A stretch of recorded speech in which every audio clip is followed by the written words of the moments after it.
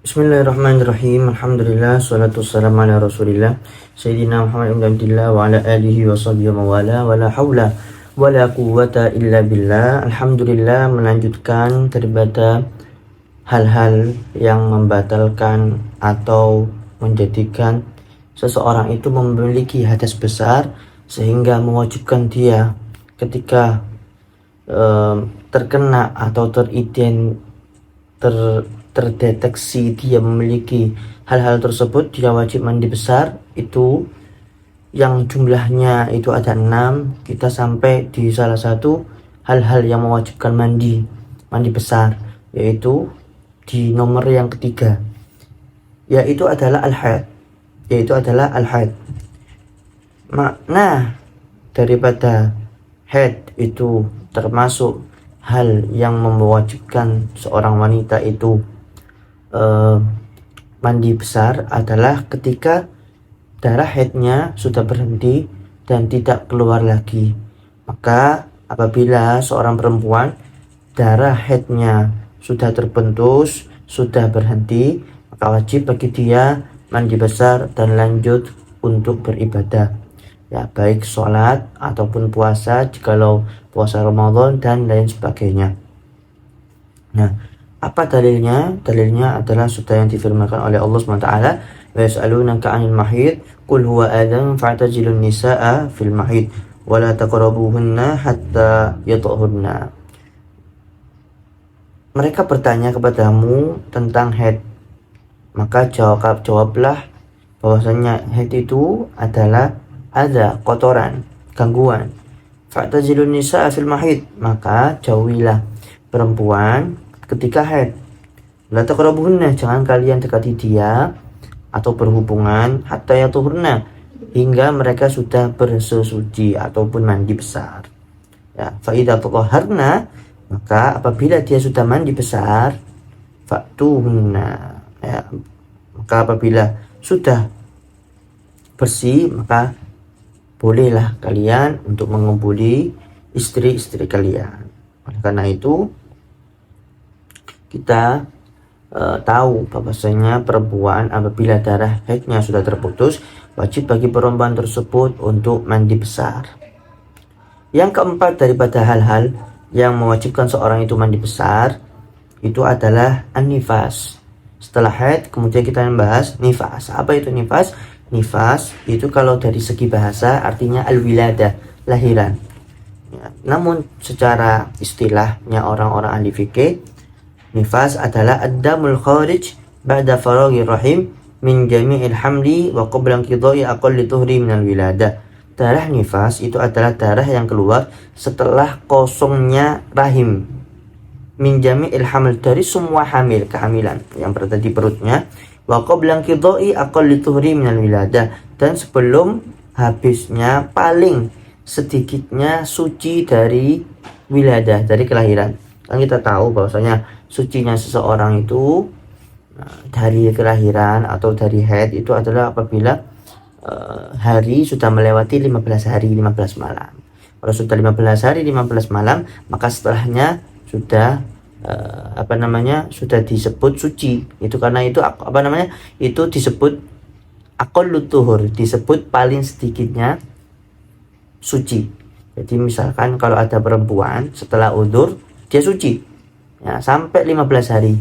Ya, setelah 15 hari kemudian keluar darah, maka darah tersebut itu adalah darah haid. Ya, karena kita tahu bahwasanya minimal perempuan masa sucinya itu adalah 15 hari.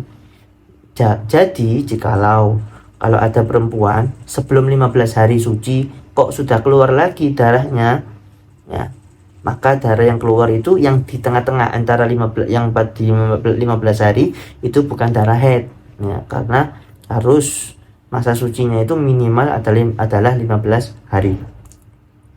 Nah, kemudian kenapa kok dinamakan nifas? Ya, dalam istilah bahasa Arab dinamakan nifas karena keluarnya darah itu setelah khurujin nafas, setelah keluarnya nafs, diri, ya, bahasa Arabnya nafs, diri. Nah, oleh karena itu kalau kita sudah tahu itu semua, Maka apabila sudah terputus darah nifasnya seseorang perempuan, jadi misalkan habis melahirkan kemudian masih keluar darah, itu nifas. Kemudian tengah-tengah misalkan hari ke-20 sampai 15 hari darahnya sudah terputus, nah kan itu darah nifas. Kemudian 15 hari setelah itu terputus, maka setelah 15 hari itu memang benar-benar suci. Dan apabila keluar setelah 15 hari, maka setelah 15 hari itu bukan bukan nifas lagi, tapi itu berubah menjadi haid.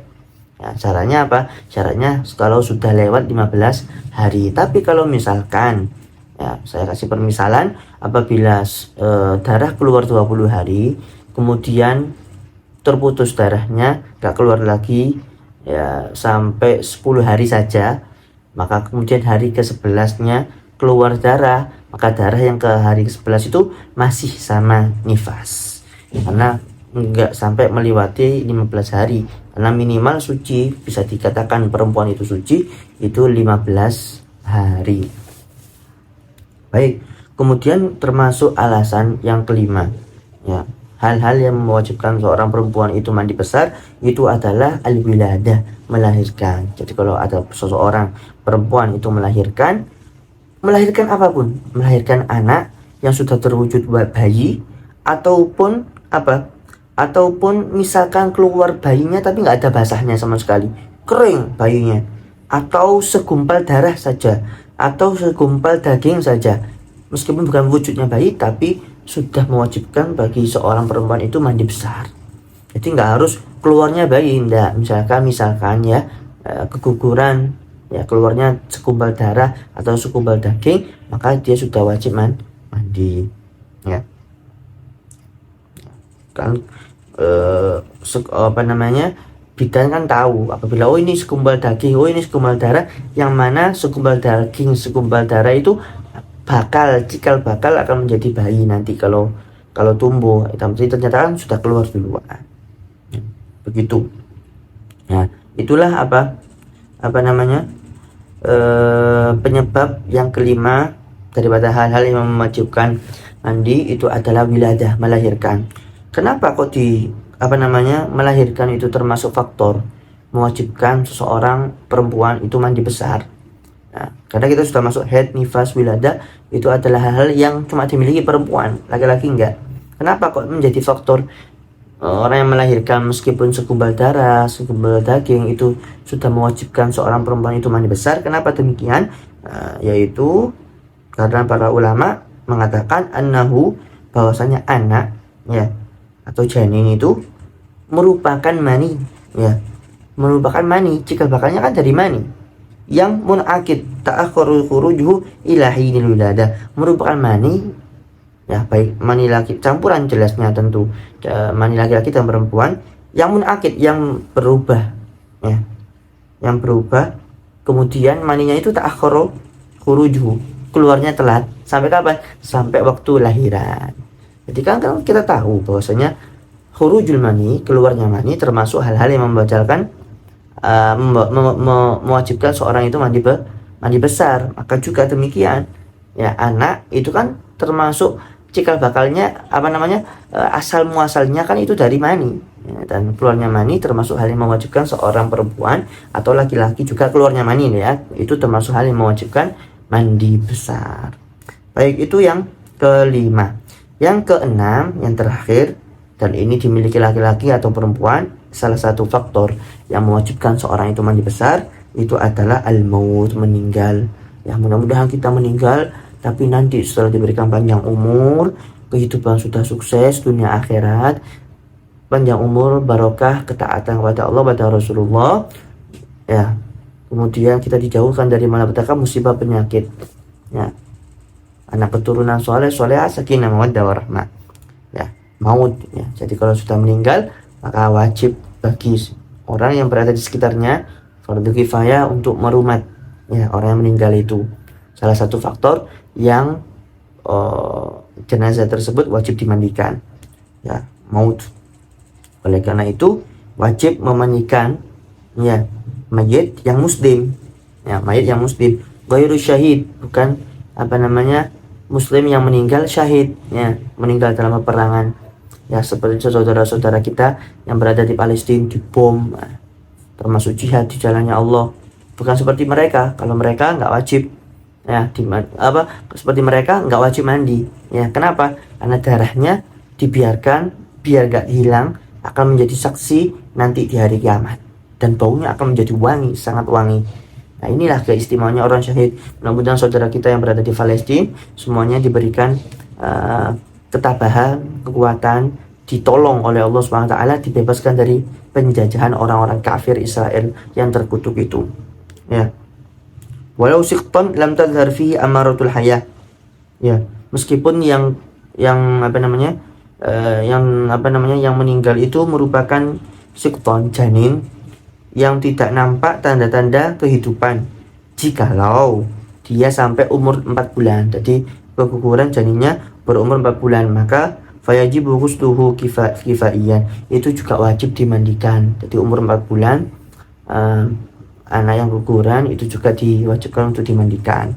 Tapi wajibnya adalah wajib kifayah bagi orang-orang muslim. Wajib kifayah itu wajib yang gimana? Wajib kifayah itu adalah apabila sebagian orang melakukannya, gugur kewajiban bagi yang lain. Tapi kalau suatu orang saja di suatu daerah tersebut nggak ada yang melakukan itu, nggak ada yang memandikannya atau melakukan fardu kifayah itu, maka semua orang berdosa.